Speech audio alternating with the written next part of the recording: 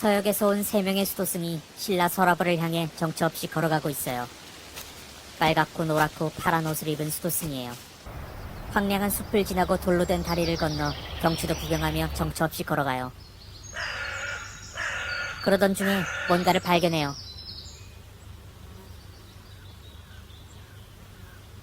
멀리 흐적흐적 춤을 추는 두 사람이 보여요. 수도승들의 얼굴이 밝아져요. 춤을 추는 두 사람에게 다가간 수도승들이 다짜고짜 족자를 꺼내 펼쳐 보여요. 신라라는 글자가 쓰여 있어요. 여기가 신라냐고 물어보지만 아무리 들어봐도 외계어예요. 아들은 뭐고? 말을 못 알아듣긴 이쪽도 마찬가지예요. 수도승이 족자를 들고 외계어로 물어봐요. 이번에는 스님 얼굴이 그려진 족자예요. 우리 원효 스님인데. 아들이 우리 원효 스님을 웃지 않은 거? 수도승이 이번에는 건물 현판을 가리켜요. 월정교? 이번에는 가방에서 글자가 쓰인 족자를 보여줘요. 인천교?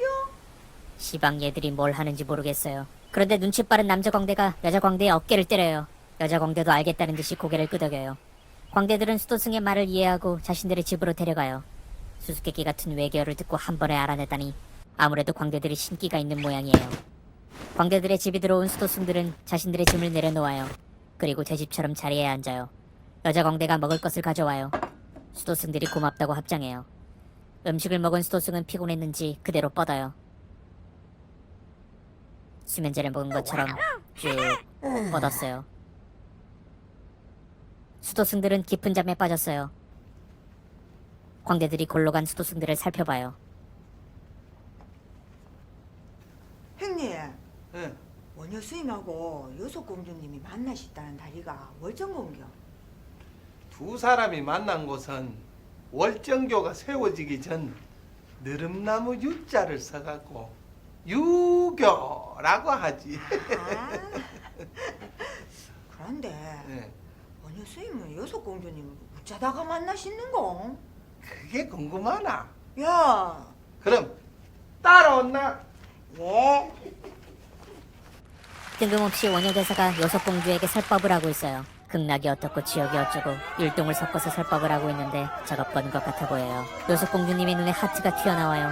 아무래도 콩깍지가 씌인 것 같아요. 원효대사가 요석궁 앞 문천을 건너려고 해요. 요석공주님은 맞은편 바위 뒤에 숨어서 기다리고 있어요. 예쁜 얼굴에 운용한 미소를 흘리고 있어요. 먹잇감을 노리는 늑대 같아 보여요. 원효대사를 빠뜨리려고 해요. 공주가 돌에 줄을 매서 당겨요. 에구머니 원효스님이 빠졌어요. 아이고, 그게 참말인겨. 그거야 알 수 없지. 그게 중요한 게 아니고 그렇게 여석공주님하고 인연이 돼가 설총 아기씨까지 나왔는데 마원효 스님과 의상 스님은 또 당나라 유학길로 오르셨지. 그나마 요속공주님은요? 참으로 눈물겨웠지. 근데 원효 스님이 유학길로 가다가 원효스님과 의상스님이 삿갓을 쓰고 어디론가 가고 있어요. 두 사람은 당나라로 가는 길이에요. 깨달음을 얻기 위해 먼 길을 떠나는 거예요. 멀고도 먼 길이라 다리도 아프고 힘이 들어요. 날은 어두워지고 잘 곳도 없어요. 마침 동굴 하나가 보여요. 그곳에서 노숙할 모양이에요. 두 사람은 동굴 안에서 자리를 잡아요. 원효스님이 호리병이 물을 마셔요. 의상대사는 하품을 길게 해요. 원효도 따라해요. 피곤함이 몰려들어요. 팔다리가 노곤해요. 두 사람은 고나게 잠이 들어요. 누가 업어가도 모를 지경이에요. 원효스님이 잠에서 깨어나요. 목이 마른지 땅바닥을 더듬거려요. 무언가 잡았어요. 바가지 같아요. 천천히 바가지를 들어 물을 마셔요. 꿀꺽꿀꺽 맛있게도 마셔요.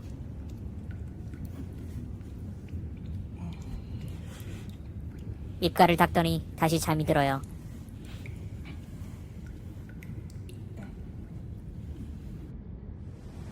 다음날 원효수님이 자리에서 일어나요. 상쾌한 아침인데 몸은 뻐근해요. 나이는 못 속이는 모양이에요. 기지개를 켜고 주변을 살피니 해골이 보여요.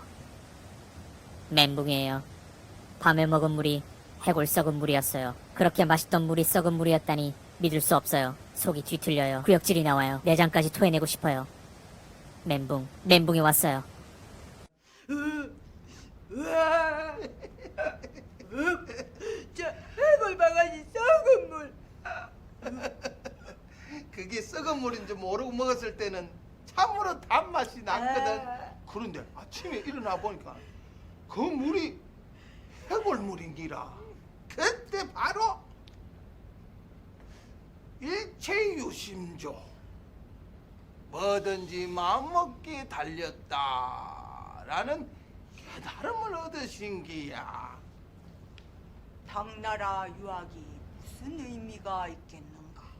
모든 것은 마음먹기에 달린 것을 지금부터는 백성들에게 포기하며 살겠노라. 이 가시 있게 우리 백성들도 마음을 잘 갈고 닦으면 깨달음을 얻을 수 있다. 이런 거 알겠습니까? 그렇지, 그렇지. 나무함이 다 불불.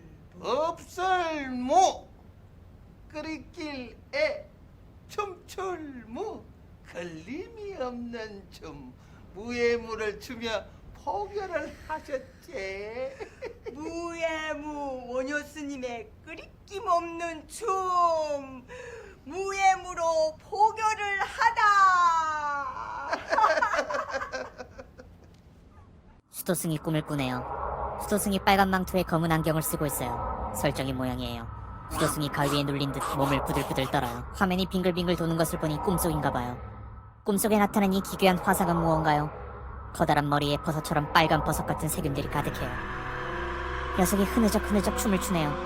느릿느릿 느끼하고 재수없게 춤을 춰요. 재미도 없고 감동도 없는 것이 아무리 보아도 족보 없는 춤 같아요.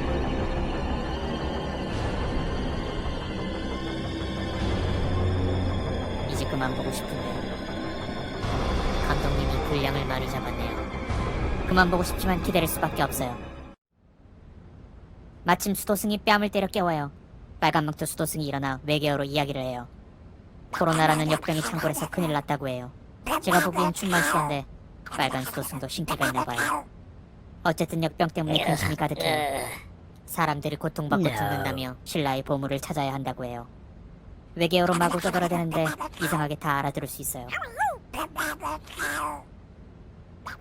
파란 옷을 입은 수도승이 빨리 돌아가자고 해요. 빨간 수도승은 여기까지 왔는데 신라의 보물을 찾아가야 한다고 해요. 역병을 이겨낼 수 있는 신라의 보물이 있다는군요. 빨간 수도승은 해결 방법이 신라에 있다고 해요.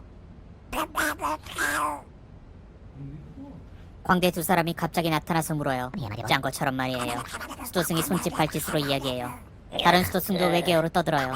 그런데 광대들은 다 아는 사람처럼 고개를 끄덕여요. 신기가 있는 것이 확실해 보여요. 수도승들이 어디론가 가고 있어요. 그냥 가도 될 것을 일부러 꼬불꼬불 가고 있네요. 어디로 가는 걸까요? 아, 수도승들이 월정교에서 춤을 배우고 있어요. 광대의 춤을 따라 배우고 있네요. 한삼자락 휘감으며 덩실덩실 춤을 추고 있어요. 처형무 같아요. 처형무를 알기 전에 먼 옛날 처형의 이야기를 알아야 해요. 처형은 신라 헌강왕 때 사람이에요. 헌강왕이 동해 계운포에서 행차했을 때 만난 용왕의 아들이라고 해요. 헌강왕은 용왕의 아들이 신라에 오게 된 것을 기쁘게 여겨 미녀를 아내로 삼게 해주고 급간이라는 벼슬도 주어 신라에 정착할 수 있게 했어요. 국가지 공무원의 미녀 아내까지. 처형은 복받은 사람이에요. 처형이 춤을 추고 있네요. 저 같아도 춤만 추겠어요. 화관을 쓴 처형은 얼굴이 큼지막해요. 용의 아들답게 얼굴이 구릿빛이고 눈썹이 짙고 코가 크고 눈도 부리부리하고 잘생겼네요. 계속해서 춤을 추고 있어요. 뭐가 그리 좋을까요?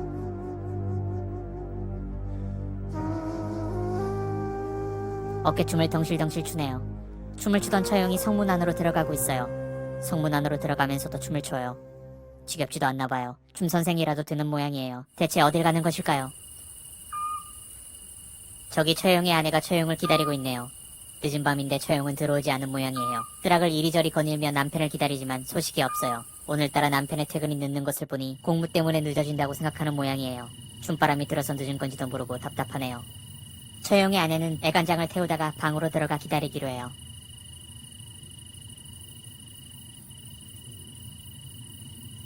하지만 방으로 들어간 처형의 아내는 갑자기 나타난 역신에게 해코지를 당하게 돼요. 처형의 아내는 무척이나 아름다웠기 때문에 모든 사람의 흠모의 대상이었어요. 못된 역신도 처형의 아내를 몰래 흠모했어요. 그러다가 기회가 생긴 거예요. 처형이 없는 늦은 밤 역병을 넘기는 역신이 처형의 아내에게 다가갔어요. 처형의 아내는 역신이 처형인 줄로만 알았어요. 한마디로 눈뜨고 당했던 거죠. 이런 사실을 알 리 없는 처형이 밖에서 돌아왔어요. 문을 열고 들어왔을 때 처형은 이상한 느낌이 들었어요. 이 불길한 기분은 무엇일까? 등줄기에서 소름이 올라왔어요. 처형은 집 안으로 들어갔어요. 마당에 우두커니 서서 방 안을 바라보았어요. 창문에 비치는 그림자는 한 사람이 아니었어요. 한 사람은 분명히 처형의 아내였으나 다른 한 사람은 누구인지 알 수가 없었어요. 하지만 처형이 누구인가요? 동해 영왕의 아들인 처형은 그가 역신이라는 것을 짐작할 수 있었어요. 그런 상황에도 우리 처형 나리는 전혀 동요하지 않고 춤을 추고 노래를 하신다 하던데, 야, 그 원효 스님하고 비슷하네요. 그렇지. 그러한 처형의 관용과 배려가 역병을 주는 역신을 감동시켜 무릎을 팍 꿇린다 이거. 앞으로는 공의 모습만 보여도 절대로 나타나지 않겠습니다. 하고 비리리 사라졌다는 거지요. 그 뒤로 처형의 얼굴을 그려 대문에 붙이거나 집안에 걸어두고 탈을 만들어가 춤을 추었지.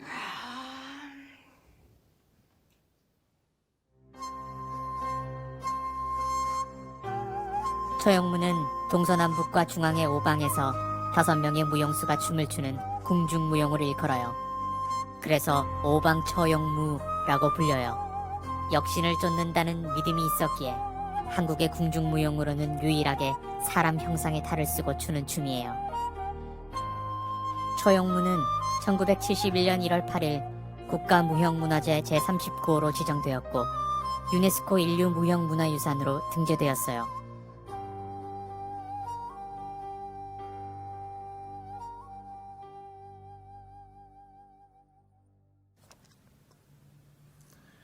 신라 때 시작된 처형문은 고려와 조선을 거쳐 지금까지 추어지고 있습니다. 처형문은 역사성과 예술성을 인정받아 유네스코 세계무형유산에 등재되었습니다. 우리 함께 처형문을 추면서 모든 어려움을 이겨내 봅시다. 여러분, 힘내십시오.